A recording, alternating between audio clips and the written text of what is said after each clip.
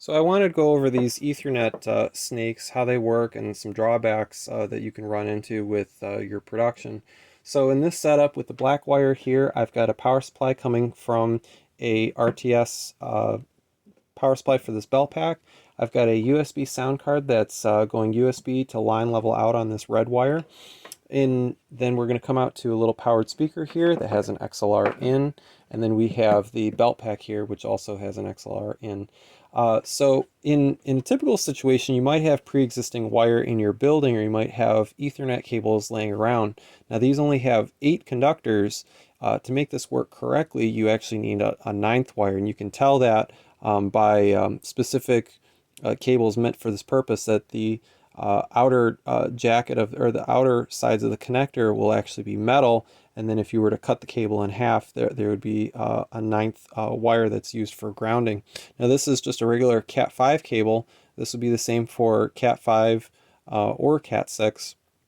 But anyway, so we're going to plug this in, and you'll see that this will actually work because in audio, only pins 2 and 3 are used. You have pin 2 for audio positive, and pin 3 is audio negative, or signal negative. If we take this cable right here that goes in the back of the speaker, and we plug this into the red connector, which is our audio coming from our sound card here, and I'm going to play a test tone, and you can see we have signal coming through, and that's working just fine.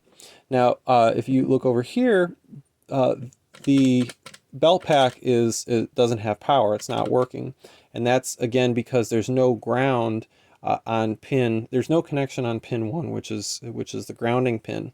Now, on these snakes internally, all of the pin 1 connectors on all 4 channels are actually common together, which is fine because that's ground anyway.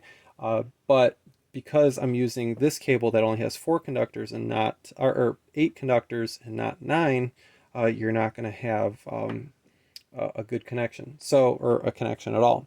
So what I've made here is these little dummy plugs, or dummy jacks, and what I've done is I've taken pin 1 and bridged it to pin 2, and the same would work if you did from pin 1 to pin 3.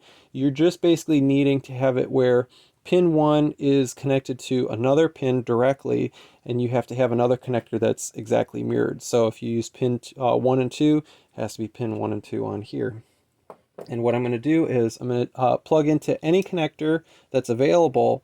Doesn't matter which one, you just have to make sure you use the same one on both sides. So I'm going to use the blue one here. I'm going to plug in this connector, and then I'm going to plug in this. And if you watch here, as soon as I plug this in, the belt pack starts to work. So now we actually have a grounded connection. So my audio still works, but my belt pack also now works. The drawback is that you went from a 4-channel snake to a 3-channel snake, but 3 is better than none if you have pre-existing cables and infrastructure in your building. But because I have the correct cable that has the grounding in it, I'm going to remove these jacks and remove this little cable here, and I'm going to use the correct cable that actually has the nice Ethercon shrouds to cover the connector.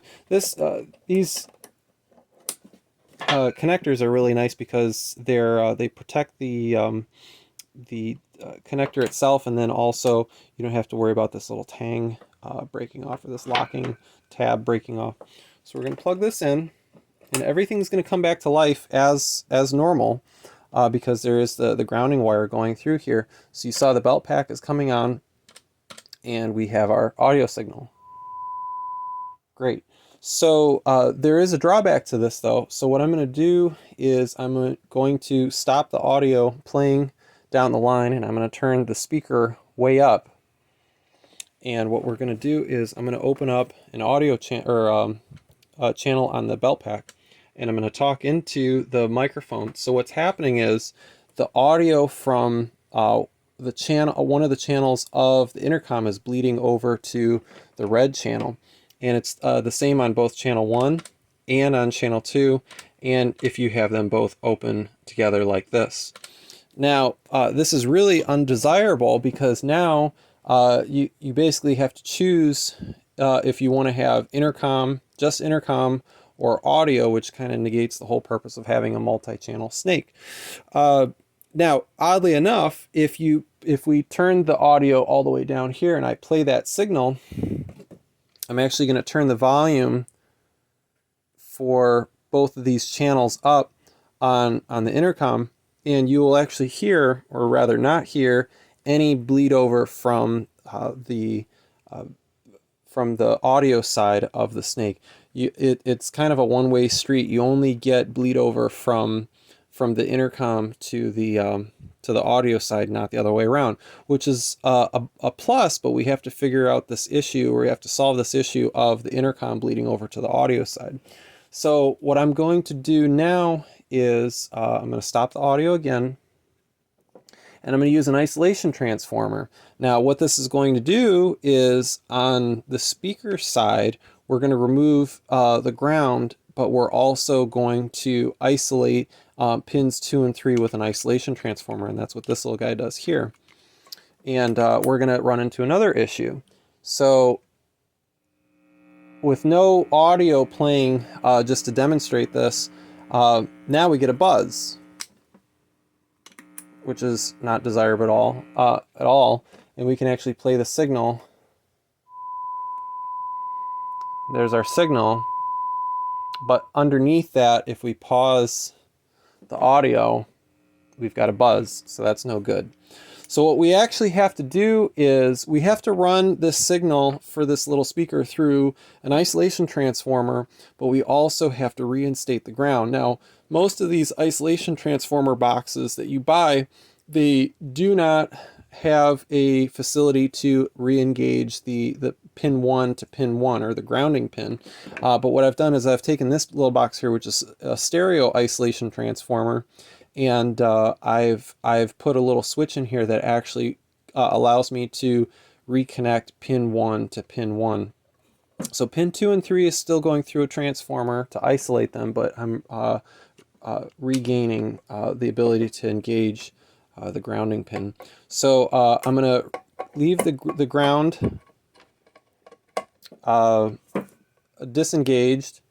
I'm going to turn this up, and you can hear that there's the buzz. Now I'm going to re-engage the ground. So there you go. So now you've got pins 2 and 3 are physically isolated. They're going through a transformer, but pin 1 is actually now connected between these two connectors. So the only physical connection is pin 1 between these connectors.